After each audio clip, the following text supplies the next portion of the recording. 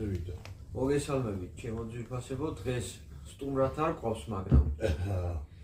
ირაკლი ყავს მოწვეული ფოფხაძე, ანთერფრედი, იცნობთ ყველა. და დღეს უნდა ვისაუბროთ დანებზე, როგორც ცეცხლსრული, ასევე ცივი იარაღის ექსპერტი ყავს ერთ-ერთი ირაკლი. სათქმელია და უნდა ითქვას. და მინდა ირაკლის აზრი მოვისმინოთ ხელნაკეთი დანების შესახებ. მე მინდა გკითხო ირაკლი, პირადად შენი აზრი ხელნაკეთ დანებს. ქართულ ხელნაკეთ დანებს. რა უპირატესობა აქვს, ან საერთოდ რა მდგომარეობაა დღესდღეობით საქართველოში ხელნაკეთ დანების და როგორ ვართ? ხო, ღვთისმშობლობით, მოგესალმებით ყველას. ღვთისმშობლობით და ჩემს სასიხარულოდ შემიძლია თქვა, რომ დღესდღეობით ცივი იარაღის მწარმოებლები საკმაოდ ბევრი ყავს საქართველოში, რომლებიც მართლაც დაღესულ ცივი იარაღს ამზადებენ. ბევრი ნამუშევრები მოხდა ნახი, ქართველი ოსტატები როგორც საქართველოში, ისევე საზღვარგარეთაც მუშაობენ ამ განხრით და ღირსეულ ასე ვთქვათ ხელოვნების ნიმუშებსაც და სახმარდანებს ამზადებენ. მიხარია ეს ყველაფერი, თუ ხარისხმა ზოგადად აიწია, მაგრამ და მოთხოვნაც წამოვიდა მოსახლეობიდან იმ ხალხიდან, ვისაც პრაქტიკულად ჭირდება ასეთი დანები ყოველდღიურ ცხოვრებაში, ეს კიდევ მონადირე მწყემსი იქნება, სიტყვაზე ვთქვათ, თუ პიკნიკის მოყვარული, ბუნებაში სეირნობის მოყვარული და ყველა ამ სპეციალობით და ყველა ამ სიკეთის მოყვარული ადამიანების თვის ხელნაკეთი ზოგადად დანა აუცილებელი ატრიბუტია ასეთი ღონისძიებებისთვის, მაგალითად ბუნებაში სიარულისთვის. რა ელემენტარული, რომ თავდაცვისო თავი დავანებოთ და რაღაცა ესეთ რთულ და ცუდ რამეს ბოლო-ბოლო საკვების მომზადებაში დაეხმარება და ასე ვთქვათ, გამოადგება იმ ყოველდღიურობაში, რასაც აკეთებს ყოველდღიურად ცხოვრებაში. ანუ დამკვირვებლად დამხმარე საშუალება და არ დაგვაუწყდეს კიდე იმით, რომ დანა ერთ-ერთი პირველი იარაღი იყო, რომელიც ადამიანმა, ჰომო საპიენსმა შექმნა როგორც დამხმარე ინსტრუმენტი. ეს იყო ობსიდიანის შუშისგან პირველი რაც შექმნა და მას მერე არ ნელდება ინტერესი ამ ინსტრუმენტის მიმართ, დაიხვეწა, გაუმჯობესდა და ახლა შემეკითხე ხელნაკეთი დანის უპირატესობა რა არისო? პირველი ალბათ ის არის ხელნაკეთი დანის უპირატესობა, როცა მიდიხარ ოსტატთან და უკვეთავ დანას, უკვეთავ შენი გემოვნებიდან გამომდინარე. ანუ რა გჭირდება? იმას უსვავ ხაზს, რა ზომები უნდა იყოს, იმას უსვავ ხაზს და რა ფუნქცია ის ვატარებელი უნდა იყოს ის დანა. თორემ ჩვენ ხო კარგად ვიცით ახლა, რომ დანები უამრავი სახეობაა და უამრავი დანიშნულებისაა და მათ შორის დეკორატიული დანებიცაა და დეკორატიული დანები თაში რო ვატარავ და პიკნიკზე ნაკლებად გამოსაყენებელია, ხო? ის უფრო ხელოვნების ნიმუშია, ლამაზია, მოსათავად არის უტაყი იქნება თუ პირადი სივრცის და არა დაუშვათ თაშს ატარებლად. აი, ახლოს რომ მივედით თემასთან, პირადად შენთან რომ მოვიდე რჩევაზე და გკითხო, სანადიროდ რომელი დანა გამომადგება? მე ეს დანები პროპორციაში შეიძლება ნახე და ამ დანებიდან რამდენიმეს ამოვარჩევდი. ყველა კარგია, ყველა ძალიან ისეთი საინტერესო ნამუშევარია, საინტერესო მიდგომითაა და რამდენიმე დანას ამოვარჩევდი და გეტყვი კონკრეტულად მე რატო ამოვარჩევდი ამ დანას. ერთი არის, აი თუ არ შემეშლება ეხლა ნახე ძალიან ისეთი, აი ეს დანა, დიკარკას თავი დავანებოთ მე, აი ეს დანა, ხო? დანის მოვლაზე ვილაპარაკოთ მე, გავლაპარაკოთ აუცილებლად, კი ბატონო. აი ეს დანა, რომელსაც არ აქვს არაფერი ზედმეტი. აი დააკვირდი. ირია 10 სანტიმეტრი და 12 სანტიმეტრი. სადა, სისქე 3 მმ. სუბუქი, ხელში ძალიან კარგად ზის და აი ამ დანას თამამად შეიძლება დაავალო ჭყალებში რამდენიმე ფუნქცია, რომელსაც ძალიან მარტივად და ადვილად გაართვევს თავს. რა? მაგალითად, თუ მონადირეა, გაატყავს და დაამუშავოს ხორცი. ძალიან ადვილად. არ დაღლის, ზედმეტი არაფერი არ აქვს, თხელი პირი აქვს, ძალიან გალესილია, სადაა, ძიმი არაა და ხელში ძალიან კარგად ზის, როგორც პირდაპირ დაჭერით, ისე უკუმა დაჭერით რა. იმდენად სუბუქი და იმდენად მოქნილია ხელში კიდევაც ალბათ ამჩნევთ, რომ ძალიან მანევრირებადია და ძალიან მოსახერხებელია. თუნდაც გრამამდე. ხო, მოსდო მოგაზე ხო. გარდა ამისა ხო, სანამ დანას რამეს დაუვალ, თუ დანახონა მიიტანოთ ადგილამდე. სატარებლად არის ძალიან კომფორტული ასეთი დანა. სულუქია, ხარკაში და ამ პროექტის ბოლომდე ეფლობა. გადატანის დროს დისკომფორტს არ გიქმნის. აი ძალიან კომფორტულია ასეთი დანის საანდილოდ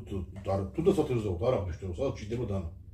თუ მანქანით მიდიოდი და მანქანიდან ჩამოვიდე და მაგის მნიშვნელობა არ აქვს, მაგრამ როცა გიძებს ფეხიც იარული გადაადგილება დღეში, თუ რთულ რელიეფზე ყოველი გრამი დამერწმუნე რომ არის პრობლემა ასეთი ცუდი რელიეფის დაფარვის დროს რა. ითხოვდეს რომ გარედან გაქვს ჩამოკიდებული ეს. ძალიან სულუქია, ძალიან სადაა, ძალიან კუხტაა, ლამაზია და აი რა გითხრა რა, ძალიან მეწონა ეს დანა და თან როგორც ვიცი ეს დანა ვიცი რომ შეიძლება გაკეთებულია და ვიცი რომ ბოლომდე ეს სტარში ეს კუდის ნაწილი და საიმედო ძის და ვიცი რომ აი იმედიანად მექნება მიუხედავად იმისა რომ ეს დანა არ არის გათვლილი ეს დასარტყმელად ნაკლებად სიმსუბუქის გამო ამას ამ ფუნქციას ვერ შეითავსებს მაგრამ გაჭრა გაატყავა სუფრასთან დაამუშავა თუდად მოსნეული თუნდაც ხორცი თუდაც რაღაცა აი ძალიან ისეთი კაი ტიპია შეიძლება თუ არა ტყეში ყველაფერი აკადრო დანას თუ სხვა გამოსავალი არ უნდა აკადრო ხო ანუ რა დატვირთვებს უნდა გაუძლოს დანა დატვირთვას ალბათ პირველ რიგში ძალიან იმის დავად რომ უნდა კარგად ჭირდეს პირველ რიგში უნდა კარგად ჭირდეს კარგად რო ჭირდეს უნდა იყოს კარგი ფოლადი მაგრამ კარგი ფოლადის განმარტება ცოტა ისეთი ცალკე სასაუბრო თემა. კარგი ფოლადი ზოგი თვის რომ კარგი ფოლადია ეს ფოლადი რომელიც მალე არ ბლაგდება. მაგრამ ვინცობა და დაბრაგდეს ასეთ დანის გარეს ყოველთვის პრობლემურია ხოლმე ველურ პირობებში. ანუ იმას ჭირდება სპეციალური სალესები, რომელიც შეიძლება თან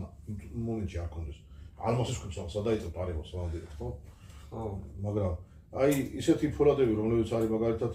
ძალიან ხელმისაწვდომია ჩვენ და ბევრია. იცი კიდევ ჩინახა გავაჟღავთ ამ პროდუქტს რომლებიც შეიძლება მალე დაბლაგდეს შედარებით მალე დაბლაგდეს მაგრამ ველურ პირობებში ადვილადად შეიძლება იმისი წყობაში მოყვანა და ისე გააგრძელებს თავისი დავალებების შესრულება მაგრამ გადამაგისა დანა რანის პროცედურა დავეთყდებოდეს ჯობია გაიღუნოს დანა ვიდრე გაკეთდეს გაღუნული დანას გამოასწორებს და გააგრძელებს და თავის შესრულება გადახი დანას არაფერი აღარ ეშველება დარჩები ისე ეხა მოვლაზეც ვილაპარაკოთ მეორე დანასაც ვიტყვი რა მეორე დანასაც აი ეს დანა მინდა რომ გამოვარჩიო კიდე აი ჩვენი მეგობრის დანა და აი არ მინდა რომ ისე დამჩესო ყურადღებოთ რა ეს დანა შავხანის დანა ლაშა რამიშვილის ლაშა საბჭედლოშია ესეც უბრალოდ ვერ აუვლიდი გვერდს ამ დანას იმიტომ რომ მომატებული გამძლეობის დანაა ფულტანგია თლიანი სხეულის სტარში ანუ აქტიურად აქტანის დაზიანების შანსი არის ნული თუ არ ვესრულეთ რაღაცა კალიბრული რაღაც ისე და ანგრიოს რა მანდ რუსმანდ ხო რუსმანდ შემოწმებულია უცი და ხელში ძალიან კომფორტულად ზის ავსებს ხელის მტევანს საკმაოდ აგრესიული პირი აქვს სისქე და თან დაშვება აქვს თითქმის 0-დან 0-მდე მოდის რა თითქმის აი 9 მილიმეტრზე აქვს ნალესი და ეს ნიშნავს იმას რომ 0.5 წელისება და ეს ნიშნავს იმას რომ ძალიან დიდხანს შეინარჩუნებს ამ პირს ისე რომ თავის ფუნქციას შეასრულოს გარდა ამისა მომატებული სისქე გამორიცხავს ამ დანას გატეხვას რამ ისეთი მძიმე სამუშაოების შესრულების დროს დარწმუნებული ვარო აიტანს და გაუძლებს ფულტანგი ნიშნავს კიდე იმას რომ შეიძლება ეს გვერდთან მიმაგრებული ეს ძალიან ლამაზი ხის ფაქტურა შეიძლება არ არის გამორიცხული დაზიანების დაიწოს ამ როდესაც მაგრამ დანა დარჩება მაინც დანა ანუ არის მაინც იქნება დანას და რაღაცას დააყვებულებული და გამოიყენებ როგორც დანა შეიცვლება ხო შეიცვლება ბოლო-ბოლო ასვას დააყენებ რა მინდა კითხო ირაკლი შნურს თუ ხმარობ ხელზე რომ დანა თქვათ არ გაგივარდეს და ასე შემდეგ რა პრაქტიკულია შნური მაქვს რაღაც ტიპის დანები და ასეთი შნურები უფრო მიკეთი ესე დანებს რომლებიც ხო აი ჩეხვის დროს მოხნევის დროს და რომლებიც ხარკაში ბოლომდე ზის რომ ამოღების დროს მოახმარო ხოლმე რომ ამოწიო წესით ეს თასმა ტყუილა არ კიდე ამაზე საჩხერლოებს უკეთებდნენ ხოლმე სპეციალურად ჭვალებს საჩხერლო ძვლის ჩანართებია ანარქიის რომელიც მოძრაობის დროს ეხახუნება და ткаცულს ხმას გამოცემს ამ საჩხერლოებია და ფუნქცია ქონდა ის რომ როცა ჩაფრულია ბოლომდე ხარკაში აი უცან შემთხვევაში აქ თუ კი რო მოკლედ მხრეს დაუდვილად ამოქაჩა ზევიდა. ეს ქარქაში პლუსი ძლევა, იმიტომ რომ ფაქტიურად დაცულია ტარიც და პირიც და ამოვარდნის შანსი აქედან არის 0. არ ამოვარდება არასდროს აქედან დანა. ანუ ვარ დაკარგავდანას რა. აი რაც არ უნდა მოგივიდეს, ეს ტყავი გუჭერს იმ დონეზე რომ ეს დანა დაცულია და საჭიროების შემთხვევაში მოგიდებით დასმასხელს ამოქაჩავდა დანალაკ ხელში. ქარქაშებზეც ვისაუბროთ. ეს ქარქაშია უპირატესი თუ ეს თუ როგორ ფიქრობ? ეგ გემოვნების ამბავია ხა მე უფრო ასეთი ქარქაშები მომწონს სიმართლებით რა იმ გითხარ ანუ ხო ნუ დაცულობის მხრივ უფრო დაცულია და გარდა იმისა რომ თანას ერთი მხრიდან იწავს თანას მხრიდანაც დაცულია ანუ სიარული დროს მოგეხსენებთ უკაცრავად და უფლიანდება ადამიანი რაღაცა და იმ უფლისგანაც იცავს დანას ფაქტიურად რა აქ ვიცი რომ ნახოთ უკეთებ ხოლმე რომ სტუდენტის სიტყვა ჩამოვიდეს ხო თუ მოხდას თოვლიან რაღაცა რომ აუცილებლად საწრეთი უნდა ქონდეს წოდზე რომ ჩამოვიდეს არჩევში შეიძლება და კიდე ერთი რაღაც არჩევა მინდა თუ მიიღებთ ჩემგან როცა მორჩებით ნადირობას მოხვალ სახში დასასვენებლად რაღაცა აუცილებელია ნებისმიერ დანიშნულ შემთხვევაში ტყავია მაინც ისეს იკრავს და ჯობია რომ დანა გავაცალკევოთ ქარქაშიდან და ისე დადოთ რომ სამ შეშრება რომ შიდა არ მოხდეს მოვლაზეც ვილაპარაკო ხო მოვლის ერთ-ერთი წესია აი ხმარებაში და მე როგორ უნდა გავასუფთავოთ ზანა აი მე ბევრი მინახია რომ უჟანგდებოდ ეს ნახშირბადოვანი ფოლადები და ყველას რეკომენდაციას შენზე კარგად იცი ახლა შენ იმამბობი მაგრამ მე მინდა რომ შენ როგორც ექსპერტი შენ რო ილაპარაკე რომ გითხრა მოკლედ ასეთი თემა ხალხო ნახშირბადოვანი ფოლადები ზოგადად ნახშირბადოვანი ფოლადები გამორჩევა ძალიან კარგი ჭრით მაგრამ აქვს ერთი ასეთი მე ნაყრს ვერ დავარქვევთ იმიტომ რომ ამ ფოლადის თვისებაა რომ უნდა არ ხონდა არ გამოვა იჟანგება თუ არ მოუვლით მოვლაში რა იგულისხმება ბოლო ხმარების შემდეგ გამშრალდეს რა გამშრალდეს მშრალი ეგრეთ წოდებული ხელსაყრელი ქაღალდები როა იმითი რომ სინესტი არ დაიტოვოს ზედ ნებისმიერი სინესტი ან თუნდაც მცირე მშავე შემცველი სითხეები იწვევენ კოროზიას ზედაპირული კოროზია ეს განარამე კი არ მოვა უბრალოდ დანასაკარგება შეხედულება რა რუსულს თუ არ მინდა ვიხმო მაგრამ ლიმონის გაჭრის დროს თუ არ გავწმინდეთ ეს და ანუ ვაშლის თუნდაც მოგეხსენებოდა ლიმონჟავა შეიცავს ვაშლში უფრო მეთა ნახევარს ფერუმი არ კინა ბევრი და ლაქებს დაიტოვებს უბრალოდ ეს ადამიანი მოგიძებს რა დაპრიალება თუ დანას ისე გადაგარგავს და ჯობია რომ გამშრალდეს პირი და ისე შეინახოთ მშრალ ქარქაში რამდენად საშიშია დალაქული ხა ჟანგიან დანას არ გულისხმობ მაგრამ აი რომ ლაქავდება ან გაუშავდათ დანა მაგალითად აი ესე შავი დანა გაშავდა პირი რამდენად მავნებელია ჯანმრთელობისთვის გაჩნია ურთიერთი გაშავებული არა აი სამყოფეცხოვრო პირობებში დაჟანგებული ხო კი მე ჯერ მინახია ოჯახებში ძველი დანები და მუშაობენ დღემდე და ნებისმიერი დალაქავებული დაჟანგული დანა არის წინაპირობა იმისა რომ იმ დაჟანგულში გამიმთავრდეს და გავრცელდეს ბაქტერიები მიკრობები ეს რა თქმა უნდა არასასიამოვნო გარდა ამისა ეს ჟანგი იძლევა არასასიამოვნო გემონს როცა პროსტოლს ვამუშავებთ რა მეტალის ხო გემონს ლაკრავს ხოლმე და მე მაგალითად არ მომწონს და არ მგონია ვინმეს მოსწონდეს ეს თემა რა და ჰიგიენის მხრივ და დანის მოვლის მხრივ ჯობია რომ დანა იყოს სუფთა მე რატო არ ვემხრობი დანაზე ნებისმიერ ნაჭდებს და წარწერას და ასეთ რაღაც და ხატვას და როცა დანა არის ასე ვთქვათ ხელოვნების ნიმუშად და ან დეკორატიულია კი ბატონო მაგრამ სახმარდანა ჯობია რომ იყოს სადაპირით სადაპირზე ნაკლებად ხდება ამ ბაქტერიების ჩასახლება და გამრავლებაზე რა აი მაგალითად ხორცს დავჭერეთ სისხლიანი ხორცი და სისხლის კვალი ჩარჩა მე სისხლი იდეალური პირობაა რომ მათ გავცელდეს ის გამრავლდეს ის ბაქტერიები და შემდეგი ხმარების დროს უკვე ბოსტნეული იქნება ხორცი იქნება თუ იმ დაჭრის დროს ძალიან ძველ შეიძლება ეს ბაქტერიების ყადადა მოხდეს იმ საკვებარეში რომელსაც მე ჩვენ მივიძებთ და ეს არ მგონია რომ სასარგებლო იყოს ხო? რამდენად რთულია შენ ახლა ზუსტად ვიცი რომ ნახშირბადოვანი ფოლადის დანებს ხმარობ ყოველთვის და აქტიური მონადირე ხარ და აქტიურად ხმარობ დანებს და რამდენად რთულია მოვლა? არ არის რთული საერთოდ თუ არ დაგავიწყდება რომ მეხედავ საერთოდ არ არის მე ამ სიტუაციას კი არა პირიქით დანის მოვლა შეიძლება სიამოვნებაა რომ დანას მწყობში და ნებისმიერი თუნდაც ცივია და თუნდაც ცეცხლსროლი არ არის მწყობში რომ მოგწონ შენ თუნდაც სრულ ამაზად არის გაპრიელებულია მოვლია და აი პირველ ეტაპზე დღის პირველებში როგორ შეიძლება დანაგალეს ო ძალიან კარგი კითხვაა ცოტა შორის რა ხონია შეწყვეტა იმიტომ გეკითხები შენ როგორც პრაქტიკაში აი რა მე ხშირად გამილესია ხოლმე დანა მაგალითად ხევის პირებში ნაპოვნი 2 ყის ქვით მაგალითად ძალიან ხშირად ყოფილიყო მეზოჯი თქვა მე უყურეთ რაზე მინდა ხალხი გავუშვა დანის ლესვაც არის პირობითი ტერმინი ანუ დანის ლესვა სახელმწიფოში არის სხვა თემა და დანის ლესვა ველოდებაში არის სხვა თემა ანუ პირობითად გალესილი დანას გულისხმობ იმას რომ დანა არ არის ბლაგვი და დანა შეუძლია რომ გაჭრას ხორცი და გაჭრას ხე ტოტი მაგალითად მომჯერას ტოტი ან ამითალოს შამპური იმიტომ რომ იდეალურად გალესვით რა თქმა უნდა ბუნებრივ პირობებში ვერ გალესავ დანას მაგრამ იმ კონდიციონამდე მიყვანო რომ დანამ ჭრა დაიწყოს შეძლებელია მაგრამ რა თქმა უნდა ეს ხელი უნდა შეგიწყოს ფოლადმა და თუ იქნება ეს ზემტკიცე ფოლადი ფხნილოვანი ფოლადები მაგალითად მე ხალხო არ ვიძახი იმას ცუდია ძალიან კარგია ფხნილოვანი ფოლადები ძალიან კარგია თუ არ შეგვიმა მაგრამ პრაქტიკულობის მხრივ შეიძლება ის დანა უფრო გამოუცოდეგარი დარჩეს ბუნებაში ვიდრე ესეთ ნახშირბადოვანი ფოლადები მიუხედავად იმისა რომ ყველა დამეთანხმებად ვისაც ვერავთან შეხება ქონია რომ ნახშირბადოვანი ფოლადი უფრო აგრესიულად მჭრელია ვიდრე ეგრეთ წოდებული უჟანგავი ფოლადები ნახშირბადები ისეთ სტრუქტურას ქმნიან მეტალში რომ აი ხაშუნი ჭრის ნორად ხორცის ან თუნდაც ბოსნეულს ძალიან ადვილია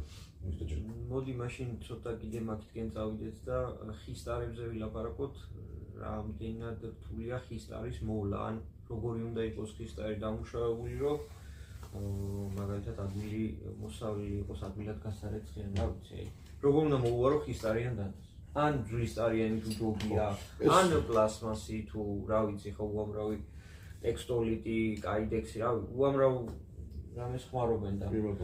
რა უპირატესობას ხეს ანიჭებენ რა თქმა უნდა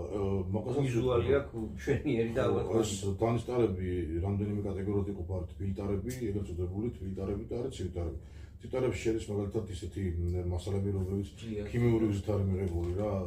ბუნებრივი გზით არ არის თბილი ტარებში თვლება მაგალითად ხერხა კარგად დამუშავებული რა თქმა უნდა უპირატესობა რა აქვს ჩვენ პირობებში ახლა ჩვენ ისეთი სამთრები არ აქვს რომ დანის წარმახელი გაგიყინოს და რაღაც ესეთი სამუშაო შესრულებაში ხელი შეგიშალოს მაგრამ ხეს მაინც უპირატესობას ვანიჭებ მე და რქას ამ ორს იმიტომ რომ პირადად ჩემი კაპრიზია რომ ხე უნდა იყოს ამას იმიტომ რომ პირველი ის რომ ესთეტიკურად გამოიყურება ძალიან ლამაზად გამოიყურება ბუნებასთან მიახლოებული თემაა და ასე ვთქვათ ბუნებაში რო ხარ და ესეც აი ორი ლამაზად მოხატული სილამაზია ხო ბუნებასთან ახლოა და აი მაგ მიზეზით მარტო თუ შეიძლება ასე დავარქვათ ამ რქა და თემა არის ასეთი რომ სამზარეულო დანას მაგალითად ხეს და რქას არ გააკეთებენ იშვიათად იქ ხმარობენ უფრო პლასტიკს ან ჯიათს ან ისეთ მასალას რომელიც წყალთან არ რეაგირებს მაქსიმალურად ინერტული არის მჟავეებთან სველ გარემოსთან ადვილად იტანს ხშირ დასველებას არ იბერება ასე ვთქვათ არ იწოვს იმ სითხეს და მალე იწმინდება ანუ ანზე და არ დასახლდეს სამ ესეთი ჭახანძილაკრებებით ბაქტერიები და რაღაც ისეთი ანუ სამზარეულო დონებზე აი მაგ პრინციპით მეთემენ მაგ მასალებს და სამაგდრო დანასაც შეეხება მე ვფიქრობ რომ მიუხედავად იმისა რომ შეიძლება უფრო გამძლე იყოს ქიმიური თუნდაც ბაკერილიტი ან კაიდექსი ან პლასტმასი ან ჯიათი ბოლო უფრო გამძლე იყოს მაგრამ მე მაინც მომხრევა რომ ხის ტარი იყოს სილამაზიდან გამომდინარე რა მაგრამ მიხედავ იმას სულესაც აიტანს ეს ამ ვიდეოში ორი საკითხით განვიხილოთ მითები დანის ზომებზე რა აი სანადირ მონადირეებს უფრო გამოადგებათ ეგ რჩევა რომ რამხელა დანა უნდა ატარონ რა აი ყველა რა ძალიან ხშირია რომ აი დათვზე სანადირად მიდივარ და დათვის ხელა დანა უნდა აი ამაზე ორი სიტყვა ხირა ეგ კონკრეტულად ნადირობის დაცემდი ხათუ შველზე თუ აქვე იმას ჯიხზე მაგას ასეთ ნუ საქართველოში ყველაფერი ხო მაგრამ აქ არის რაზე საუბარი რომ რამდენი ხანია აპირებ ტყეში დარჩენას აი მე ვფიქრობ ხოლმე იმას რომ პატების ნადირობაზე მომიწევს რამდენი ხანი მომიწევს ტყეში გაჩერება თუ მე იმ დღის რომ დავუბრუნდი იმ დღის რომ დავუბრუნდე სახში ტყეში მივიდე და სახამოს სახში სამოვიდე მე დიდანის ტარების წაღების შინავს ვერ ხედავ არანაირად ვერ ხედავ მაგალითად მიჩვენე ეს პატარა დანაც ახლა მუსიკა ძალიან მომწონს აი დანასავირებ საღამოს სახში ვარ არ დავჭიდე მაგრამ თუ აპირებ რამდენიმე დღით წასვლას და შეზღუდული ვარ ნივთების წონის ამბავში, ნივთების ბევრი ამასაც ვერ წავიღებ დემონსტრაციაზე. მიცემია ერთი მოზრდილი დანაწავი, ხო, რომელიც შემისრულებს დაუშვათ იმ ფუნქციასაც, შედარებით უფრო ვიწვალებთ, მაგრამ შეასრულებს იმ ფუნქციას, გავატყავს და დაამზადოს რაღაცა. τότε ჩამომიჭრას, ვიდრე ორი დანაწავი გუათი პატარა როის შამპური გავთვალებან ხორცი დამჭერა და მეორე რო დიმოჭრა, ხო, აბსოლუტურია ორი ძალიან ყვარები რემოსხები. მიცემია ხოლმე უფრო მოზრდილი დანაწავი, ამ შემთხვევაში საერთოდ 3-4 ლიტრის თვაში გაჩერება, თვაში გაჩერება რა. იმიტომ რომ მოსახერხებელია უყურ ბევრ რამეში.